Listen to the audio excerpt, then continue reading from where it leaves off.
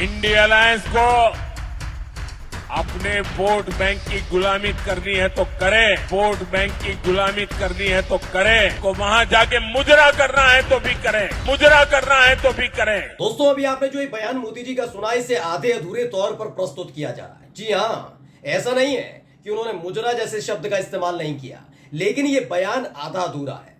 क्योंकि आज जब आपका अपना चैनल टाइम्स एक्सप्रेस उनका पूरा बयान सुनाएगा, उसके बाद आपको समझ में आ जाएगा कि मोदी जी की हालत ऐसी क्यों हो गई है कि उन्हें मंगलसूत्र छीनने जैसा बयान देना पड़े, उन्हें कहना पड़े कि कांग्रेस सत्ता में आई तो हिंदू भाई बहनों से जमीन जायदाद, मंगलसूत्र, उनका सोना चांदी सब छीनकर मुसलमानों को दे दिया जाएगा। क्यों उनको कहना पड़ रहा है कि गजा में उन्होंने युद्ध रुकवाया था? क्यों उनको यह कहना पड़ा कि भाई आपकी भैंस कांग्रेस चोरी कर लेगी? क्यों उनको ये सब बातें कहनी पड़ रही हैं कि आखिरकार 55 मेरा मुसलमानों के बीच गुजरा और ईद वाले दिन हमारे घर खाना नहीं बनता था? ये उतार चढ़ाव, अपने ही बयान से यू टर्न, तमाम चीजें मोदी जी लगातार प्रयोग कर रहे हैं, हर चरण में प्रयोग कर रहे हैं, लेकिन हर चरण में बीजेपी फेल होती नजर आ रही है। इसलिए इस बार उन्होंने मुजरा जैसे शब्द का इस्तेमाल किया। लेकिन फिर मैं बता रहा हूं, यह बयान आधा अधूरा है। यह पूरा बयान सुनने के बाद आप समझ जाएंगे मोदी जी को टेंशन किस बात की है, डर किस बात का है। नमस्कार, मैं हूं प्रज्वल गौतम और आप देख रहे हैं द टाइम्स एक्सप्रेस। आपको तो पता ही है कि मोदी जी अपने ही लोगों की वजह से और घिर गए, क्योंकि पहले और दूसरे चरण के फौरन बाद ही बीजेपी के तमाम प्रत्याशी और मौजूदा सांसदों की तरफ से दावा किया जा रहा था कि भाई सुनो, जैसे ही 400 पार होगा वैसे ही बीजेपी संविधान बदल देगी।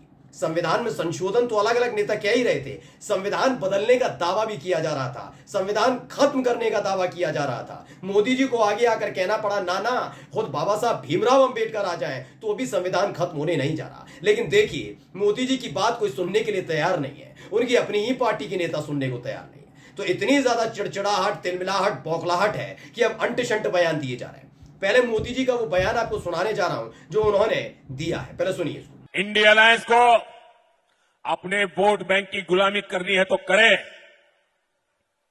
उनको वहां जाके मुजरा करना है तो भी करें।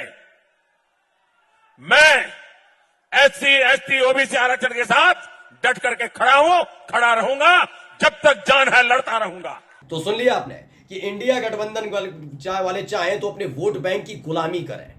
वोट बैंक की गुलामी का मतलब पहले मैं आपको समझा दूं। वोट बैंक कौन है? वोट कौन कास्ट करता है?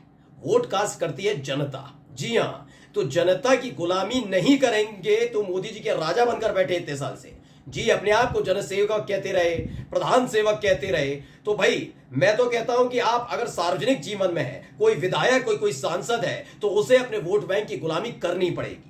जी हाँ, कि वोट बैंक का मतलब समझिए जनता, और जनता की गुलामी करनी पड़ेगी, क्योंकि ये राजतंत्र नहीं है, ये लोकतंत्र है। यानी मोदी जी का कोई विश्वास नहीं है कि जनता की गुलामी की जाए, तो इसलिए प्रधान सेवक और जनसेवक शब्दों के उन्होंने खुद ही खिल्ली उड़ा दी है। अब दूसरा बयान उनका इसी से जुड़ा था कि चाहे तो वो लोग, यानी इंडिया गठबंधन के लोग, मुजरा करें उनके सामने। तो ये सोचिए हमारे देश के प्रधानमंत्री की भाषा शैली किस स्तर तक नीचे चली गई है।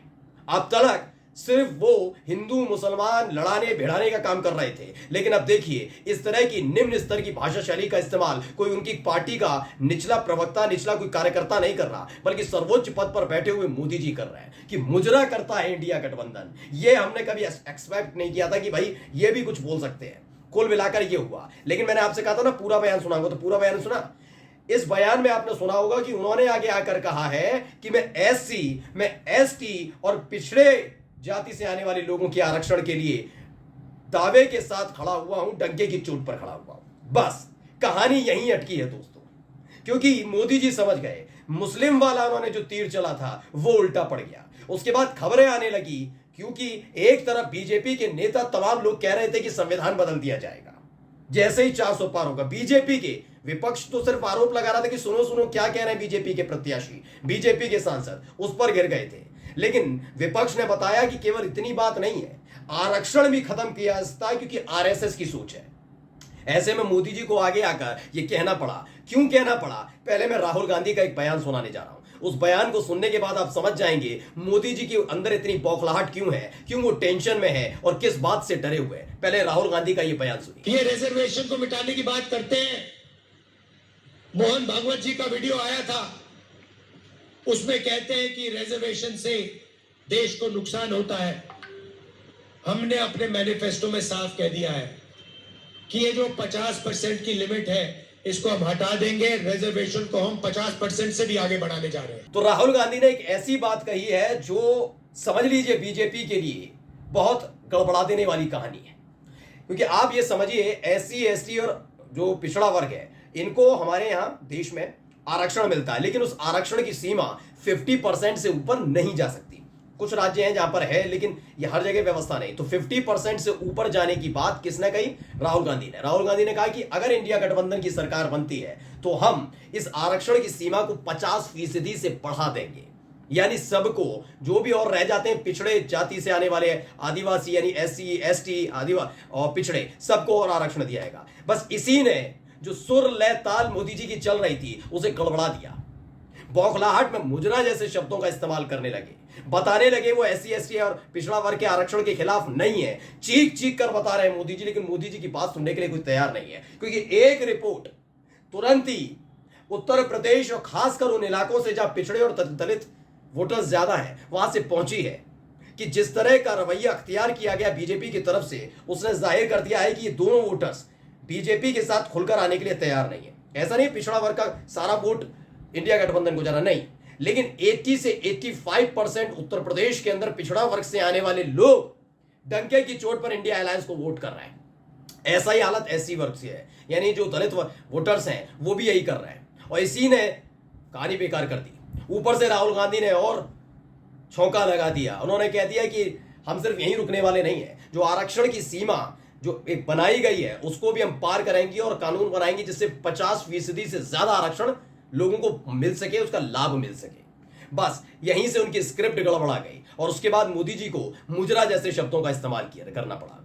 ये चेहरा, हाव भाव, तमाम चीजें बता रही हैं कि आप गोदी एंकर, गोदी मीडिया, गोदी चैनल, गोदी पत्रकार, इन तमाम चीजों का इस्तेमाल कर रहे हैं। बीजेपी की IT सेल आपकी यही है जो गंदगी फैलाने का काम करती है। अंधभक्तों को अलग लगा रखा है। ट्विटर, सोशल मीडिया पर, फेसबुक पर, व्हाट्सएप पर दिहाड़ी मजदूर अलग से बिठा रखे हैं जो आपकी गीत गाते हैं और झूठी बातें फैलाते हैं। आप झूठे वादे करते हैं और दावे करते हैं कि गजा में और इस्राएल के बीच आपने युद्ध रुकवा दिया था, सीज फायर करा दिया था। आपके अपने नेता डंके की चोट पर झूठ बोलते हैं कि रूस और यूक्रेन का युद्ध आपकी वजह से रुका। ये सारा खेल किया गया, लेकिन अंततः क्या निकल कर आ रहा है? हार हार हार, हर तरफ से। 5 चरणों में हालत खस्ता है और छठे चरण के दौरान मोदी जी को एक झूठ बोलना पड़ा। ये बौखलाहट उनकी देखनी पड़ी। मुजरा जैसे शब्दों का इस्तेमाल, SC ST और पिछड़ा वर्ग के लोगों से कहना पड़ा कि हम आपका आरक्षण खत्म नहीं करेंगे। और एक तरफ क्या कह रहे हैं उसी भाषण में कि आपको वोटर्स की गुलामी करनी है तो करिए, यानी आप अपने वोट बैंक की गुलामी करते हैं तो करिए। तो SC ST और ये जो पिछड़ा वर्ग है ये वोट बैंक है या नहीं है? वोट बैंक है ना, तो इसकी गुलामी के लिए नहीं कर रहे आप। क्या है, क्यों आप बार बार दावा कर रहे हैं कि आरक्षण कोई नहीं खत्म कर सकता? किसने कहा आरक्षण खत्म करने की बात?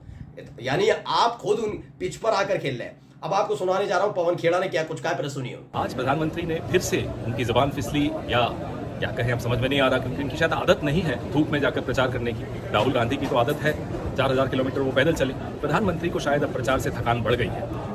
जिन शब्दों का वो इस्तेमाल करते हैं, मुजरा करेगी कांग्रेस पार्टी, इस तरह के शब्द प्रधानमंत्री के पद पर बैठे हुए व्यक्ति को बिल्कुल शोभा नहीं देते। प्रधानमंत्री को मुझे लगता है अब आराम की जरूरत है और मैं अमित शाह जी और नड्डा जी दोनों से आग्रह करूंगा, अगर आपकी थोड़ी सी भी वो सुनते हो तो उनका तुरंत इलाज कराएं। उनको इलाज की आवश्यकता है। नरेंद्र मोदी जी थक चुके हैं, बीमार हैं। धन्यवाद। तो पवन खेड़ा ने कहा आज प्रधानमंत्री मुंह से मुजरा शब्द सुना। मोदी जी ये क्या हाल बना रखा है, कुछ लेते क्यों नहीं? अमित शाह व JP नड्डा जी को चाहिए इनका तुरंत इलाज करवाएं। शायद धूप में प्रचार करने से दिमाग पर कुछ ज्यादा ही असर हो गया है। बिल्कुल, मैं कहूंगा 10 साल के अंदर तमाम चीजें इस देश ने देखी, किस तरीके से राहुल गांधी के लिए शब्दावली का पप्पू जैसे शब्द का इस्तेमाल किया गया। आपको बीजेपी का नेता कहता नहीं है, ना मोदी जी कहते, ना शाह बाबू के, कोई नहीं कहता। खैर उस चीज को छोड़ दीजिए। 10 साल तक जो कुछ किया गया हमेशा विपक्ष मोदी जी की पिच पर जाकर खेला। ये पहली दफा है कि जब वो मोदी हो, शाह हो, नड्डा हो, बीजेपी के नेता हो, सब जो विपक्षी पार्टी की तरफ से बयान आ रहे हैं, चाहे वो केजरीवाल दे दें या राहुल गांधी, उनकी पिच पर आकर खेलना पड़ रहा है। यानी हर तरफ से घेरे हुए हैं और इस बार मुजरा जैसे शब्द का इस्तेमाल करने के बाद तो मोदी जी और फंस गए। नमस्कार।